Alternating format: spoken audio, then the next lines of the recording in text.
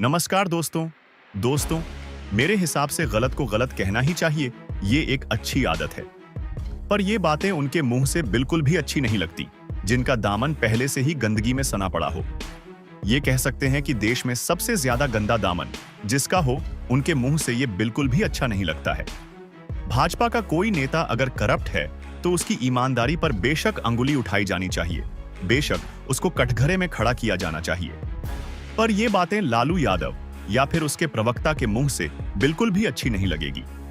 चलिए देखते हैं पूरी डिबेट, और साथ में अच्छी लगे तो लाइक और कमेंट जरूर करना। चैनल पर पहली बार आए हैं तो सब्सक्राइब करना ना भूलें। धन्यवाद। ये टीवी वाले भाई पिक्चर चालू करो बे। हम चाहते हैं, हर कोई देश का चाहता है कि ये देश नंबर 1 पावर बने पूरे वर्ल्ड में, लेकिन कैसे बनेगा सर? 2047 बस चिल्ला देने से बनेगा? आप इनकम इक्वालिटी की बात क्यों नहीं करते हैं? ह्यूमन डेवलपमेंट इंडेक्स में हम कहां पर खड़े हुए उसकी बात क्यों नहीं करते? मैं 3-4 बस उदाहरण देना चाहती हूँ।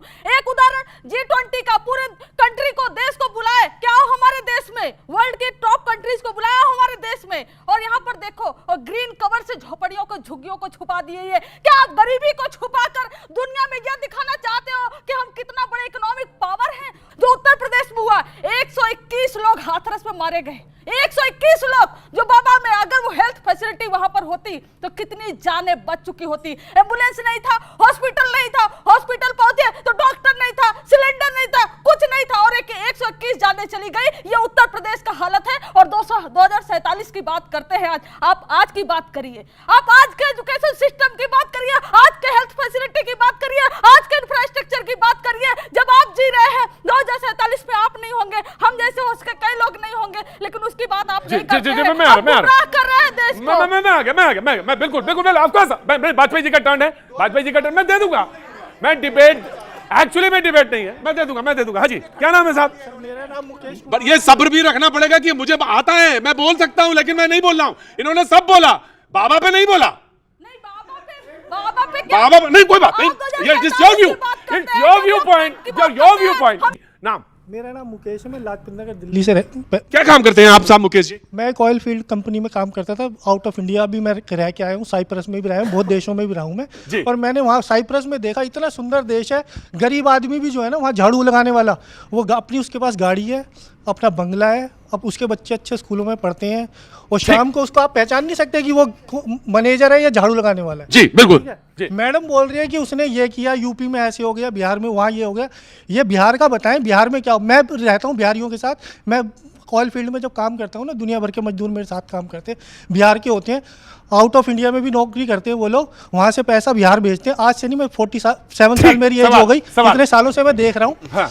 वो पैसा बिहार भेजते हैं, बेचारों की हालत इतनी बुरी होती है, बाद में फिर आते हैं नौकरी करने, उनके घरों में ये हो गया, कभी वो हो गया, लूट मार। सवाल यहां से ये निकाला, मैं बैठा रहा हूं आपको। सवाल मैंने ये निकाला कि पलायन जैसे शब्द जो हैं, जो चाहे वो इंटरस्टेट हो, चाहे देश के बाहर के पलायन हो, 2047 में हम ऐसे मुल्क बने जिसमें हमारे पास हर हाथ को देने के लिए काम हो।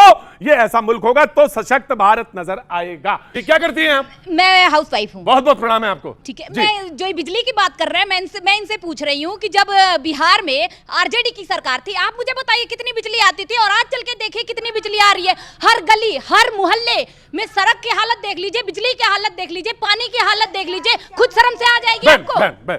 देखिए, पिछले 3 महीने के अंदर पूरे बिहार के अंदर पता है? Just give me a second. बहन, ये सवाल नहीं था कि बीजेपी के शासनकाल में बिजली आ रही है या आरजेडी के, नहीं, ये सवाल ही नहीं था बहन। ये था कि जब कल आपका पोता होगा तो क्या वो भी यही रोएगा? सवाल ये था। इस मुल्क की उन्नति के लिए हम क्या आज की क्लास में जाएंगे, या आज के क्लास में जाए बगैर मेरा काम चल जाएगा? अगर मेरा आज के क्लास में जाए बगैर काम चल जाएगा, हमें आपकी मीटिंग में अटेंड ही नहीं करनी, हमें आपके यहां जाना ही नहीं, तब तो ये बहस का ही मतलब बेकार हो। और उस हिसाब से तो मैं गोदी मीडिया हो गया फिर।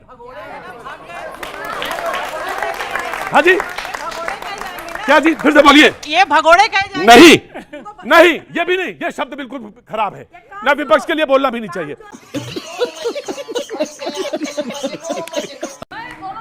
देना चाहती हूँ। एक ने बोला ये मोदी जी हैं जो देश को 5th इकोनॉमी बना दिए, और ये मोदी जी हैं जिन्होंने ब्रिटिश एरा से भी ज्यादा इनकम इनइक्वालिटी ला दी इस देश में। ये मोदी जी हैं कि हमारा बजट 48 लाख करोड़ का है, लेकिन 2024 और 25 के एंड तक, वित्तीय वर्ष के एंड तक हमारे ऊपर कर्ज 181 लाख करोड़ का हो जाएगा। हमारा जितना बजट है उससे 4 गुना ज्यादा हमारे ऊपर कर्ज हो जाएगा। ये मोदी जी है, ये मोदी जी है कि हमारे 48 लाख करोड़ के बजट में 11 लाख करोड़ रुपए सिर्फ और सिर्फ ब्याज में दिए जाएंगे, और वो मूलधन में नहीं, ब्याज में दिए जाएंगे। और ये मोदी जी है, इसलिए मोदी जी का गुणगान इतना मत करिए। और बिहार को जो बजट मिला उसको बता दो भाई, एक मिनट बोले, वो सारे के सारे प्रोजेक्ट पहले से आवंटित थे, पास थे, और पैसा ऐसा नहीं कि केंद्र सरकार देगी, केंद्र सरकार फैसिलिटेट करेगी स्टेट गवर्नमेंट को कि वो मनी बोरो कर सके, चाहे वो एशियन डेवलपमेंट बैंक हो, वर्ल्ड बैंक हो, IMF हो, चाहे जहां से वो मनी बोरो कर सके, और वो घाटे में जाएगा।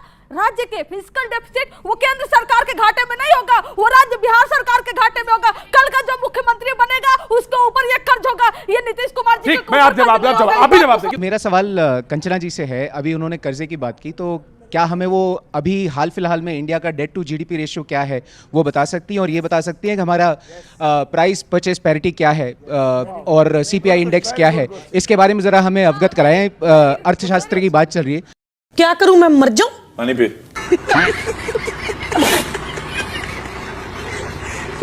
दूसरा मेरा सवाल आलोक जी से है। इन्होंने शुरुआत में कहा कि जो रेल हादसे हैं वो बढ़ गए हैं, आंकड़ों के बड़े अच्छे जानकार हैं, तो हमें ये बताएं कि 2004 से लेकर 2014 तक कितने रेल हादसे हुए थे, और 2014 से लेकर 2024 तक कितने रेल हादसे हुए हैं, आंकड़े बताएं। एक बात बस मैं इनसे उत्तर देता हूं। तो आप किसी से जवाब नहीं मांग पाओगे, भाग जाओगे स्टूडियो छोड़कर। अच्छा, अगर हम आंकड़े पूछ लिए ना, 10 साल के आंकड़े हमने पूछ लिए, 10 साल के आंकड़े हमने बोले, अभी खुद तो भागने को लड़ाई करने लगते हैं। भागने की बात कर रही है, खड़ी हुई। खुद तो यहाँ खड़े होकर बात कर रही थी। हम यहाँ खड़े यही दिक्कत है। आप भागना चाह रही है, कहाँ जाएंगी? आप कहाँ जाएंगी? वहीं खड़े रहिए। हमने आंकड़े पूछ नहीं लिए करते ना। ना, तो आप भी पकड़िए, छोड़ आप देखिए देंगे मैं मैदान, ये भी छोड़ 10 देंगे सेकंड मैदान, दूंगा। ये भी छोड़ देंगे मैदान। और जो कह रही है कि हमारे कंचना, आप बीजेपी बहुत वो अच्छी भी छोड़ डिबेट देंगे करती मैदान। हैं, पढ़ी लिखी डिबेट करती हैं, अच्छी डिबेट करती हैं, नहीं, रिस्पेक्ट है अगर आपकी। ऐसे ही जी, आंकड़े पूछ नहीं, रहे तो मैं बहुत छोड़ महत्वपूर्ण देंगे। बात बोलना चाहता हूँ। पहले इनको मौका देंगे, उसके बाद हाँ, आपको कुछ बोलना हो तो बोलिए उस सवाल पे। जी, अगर सवाल पे बोलना है तो बोलिए। नहीं, इनके सवाल जवाब में कहाँ से बोलेंगे? मेरे को थोड़ा मौका दीजिए आप। मैं बस इतना बोलना चाहता हूं, एक बार मैं इनसे इतना बोलना चाहता हूं। 2 बातें बहुत झूठ की बोली गई, आपके शो को बहुत लोग देखते हैं, वो ठीक होनी चाहिए। डेट टू GDP रेशियो हमारे भाई ने वहां पे बताया 86% है भारत का, 400% कनाडा, US, जर्मनी, किसी का भी उठा के देखिए। जब देश की GDP ज्यादा होती है तो कर्ज ज्यादा मिलता है, यह बच्चा जानता है। RJD वालों को कौन समझाए? मैं तो जिम्मेदारी नहीं ले सकता, पहली बात। अब दूसरी बात मुद्रा लोन के लिए कही गई। आलोक जी बहुत आंकड़ों के जानकार बन रहे थे, मुद्रा लोन की बात समझते हैं वो। और उन्होंने कहा कि 40 करोड़ लोन दिया गया, और यहां पूछने लग गए आप में से कितनों को मिला मुद्रा लोन? 40 करोड़ यूनिक अकाउंट्स को नहीं दिया गया है। इस देश में स्टार्टअप उद्यमी करने वाले लोग, अगर मैंने इस साल मुद्रा लोन लिया तो अगले साल भी ले सकता हूं। हर साल का डेटा मुद्रा की वेबसाइट में मौजूद है, जाकर के देख सकते हैं, पर बात नहीं करेंगे। पर आंकड़ों की बात करनी है तो इतना बता दीजिए, 3 आंकड़े पूछ रहा हूं। 25 करोड़ लोगों को गरीबी रेखा से बाहर निकाला, आपने कितनों को निकाला था? 3 करोड़ घर हमने दिया, आपने कितनों को दिए थे? 2.86 करोड़ लोगों के घर में हमने बिजली पहुंचाई, आपने कितनों को पहुंचाई थी? आज 80 करोड़ लोगों को राशन देने की सरकार ताकत रख रही है, इसलिए नहीं कि वो गरीब है, इसलिए नहीं कि उनको राशन चाहिए, इसलिए ताकि राशन की चिंता के बगैर वो अपने पैसे से अपने व्यवसाय को आगे बढ़ा सके। आपने कितनों को किया था? ये झूठ पे झूठ बोलते रहेंगे और विकास के नाम पे कुछ नहीं करेंगे, और उसके बाद खड़े कहेंगे हम जानकार हैं। आलोक जी, वाह क्या जानकारी है, बड़ी जबरदस्त। आज के लिए फिलहाल इतना ही। आपकी तरह मैं भी मायूस हूं, लेकिन उम्मीद पर दुनिया कायम है। दिल दुखा है लेकिन टूटा तो नहीं है, और उम्मीद का दामन छूटा तो नहीं है। जिस तरह तुम वीडियोस देखते हो बेटा, सब्सक्राइब क्यों नहीं करते? इस बार जरूर करना, बहुत पुण्य मिलेगा।